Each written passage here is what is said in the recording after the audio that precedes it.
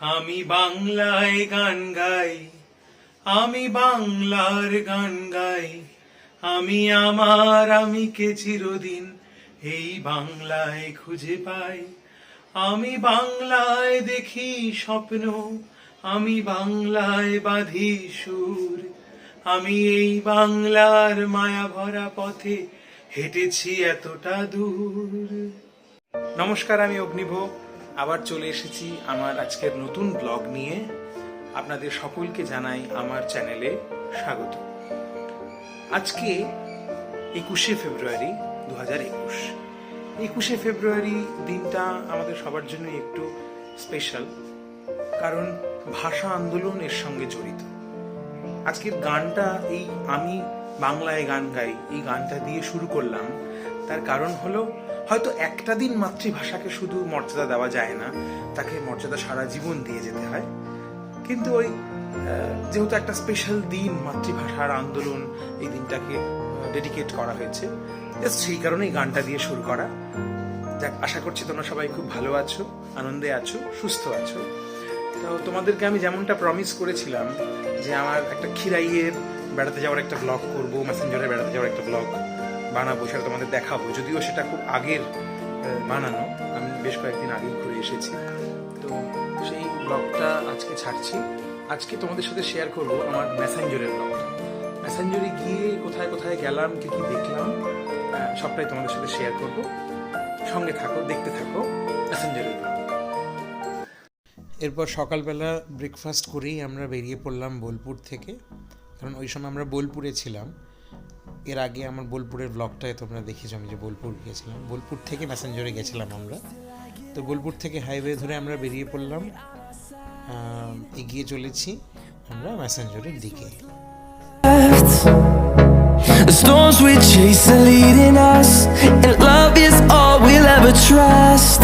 Yeah, no, I don't wanna waste what's left. And on we'll go, through the wastelands, through the highway. চলো, তো মেসেঞ্জারের পথে যেতে যেতেই আমাদের রাস্তায় পড়লো তিলপাড়া মিহিরলাল ব্যারেজ, যেটা তিলপাড়া ব্যারেজ বলেই সবাই জানে। এই ব্যারেজটা তৈরি হয়েছে ময়ূরাক্ষী নদীর উপরে। তো আমরা এই ব্যারেজের উপর দিয়ে ওপারে যাচ্ছি। আশেপাশে দেখতে পাচ্ছ তোমরা সবাই, এটা ময়ূরাক্ষী নদী।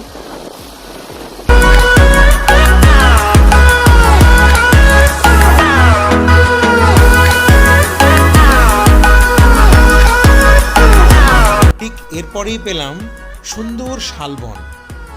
শালবনের মাঝখান দিয়ে আমাদের গাড়ি চলেছে এগিয়ে, এই রাস্তা ধরে, হাইওয়ে ধরে। দেখতেই পাচ্ছ আশেপাশে সত্যি মনোরম পরিবেশ ছিল। শালবনের মাঝখান দিয়ে যখন গাড়ি এগিয়ে যাচ্ছিল, চোখ দুটো সত্যি চারপাশটা দেখে খুব আরাম পাচ্ছিল। হ্যালো বন্ধুরা, আমরা এসে গেছি মেসেঞ্জারে। তো সকালবেলা বোলপুর থেকে জার্নি শুরু করেছিলাম মেসেঞ্জারের দিকে, তো এখন এসে গেছি। তো রোদটা হয়তো উল্টো দিকে পড়বে। তো এই হলো মেসেঞ্জারের ড্যাম, যেখানে ময়ূরাক্ষী নদীটা আছে। তো আমরা যাব, সবটাই দেখাবো, সবটাই শেয়ার করব তোমাদের সাথে। এখন একটু লাঞ্চ করতে ঢুকছি, তো আমরা লাঞ্চটা করে নিই, তারপর বাকিটা তোমাদের সঙ্গে শেয়ার করছি। সঙ্গে থাকো। লাঞ্চ করে আমরা চলে এলাম ময়ূরাক্ষী ভবনে। তো ময়ূরাক্ষী ভবন হচ্ছে আমাদের গভর্নমেন্ট অফ ওয়েস্ট বেঙ্গলের ইরিগেশন আর ওয়াটারওয়েজ ডিপার্টমেন্টেরই একটা থাকার জায়গা। খুব সুন্দর জায়গাটা, থাকার ব্যবস্থাও আছে, বেশ কিছু ভালো ভালো ঘর আছে ওখানে। তো আমি ডেসক্রিপশন বক্সে নিচে ডিটেলসটা দিয়ে দিচ্ছি, ওদের ফোন নম্বর। তো তোমরা চাইলে ওখানে কথা বলে নিতে পারো। তবে এখানে ঘর বুক করার জন্য একটু আগে থেকে ঘরটা বুক করতে হয়। সঙ্গে সঙ্গে গিয়ে থাকা বা খাওয়ার ব্যবস্থা এখানে কিছু হয় না।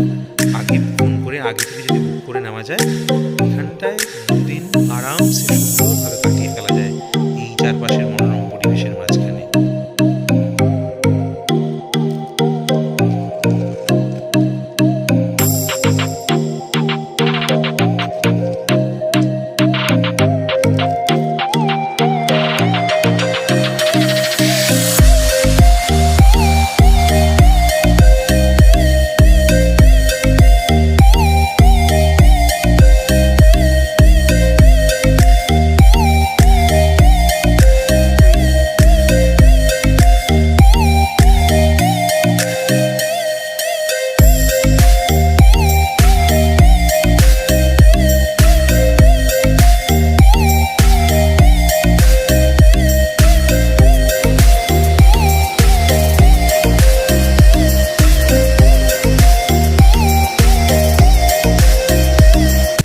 বোটিংয়েরও ব্যবস্থা আছে ওখানে, মাথা পিছু 50 টাকা করে ওরা নেবে এই ড্যামের আশপাশের এই নদীর এখানটা ঘুরিয়ে দেখানোর জন্য।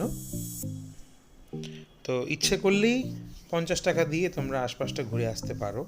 এরপর একটু এগিয়ে গিয়ে আমরা একটা ছোট্ট পাহাড়ি গ্রামে গেলাম, মানে ড্যামের এপারটায় হলো ম্যাসেঞ্জোর, ওপারে পেরিয়ে গেলে একটা ছোট্ট পাহাড়ি গ্রাম আছে, সেখানে অনেক কিছু খাবার দাবার বিক্রি হচ্ছে, চাইলে তোমরা সবাই একটু পায়ে হেঁটে ঘুরে নিতে পারো। এটা হলো ওই ম্যাসেঞ্জোর ড্যামের পাশেই একটা ভ্যালি।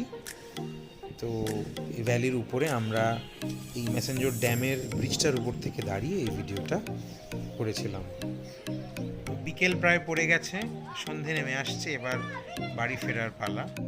ম্যাসেঞ্জোর এর আমাদের ভ্রমণ এখানেই শেষ হলো।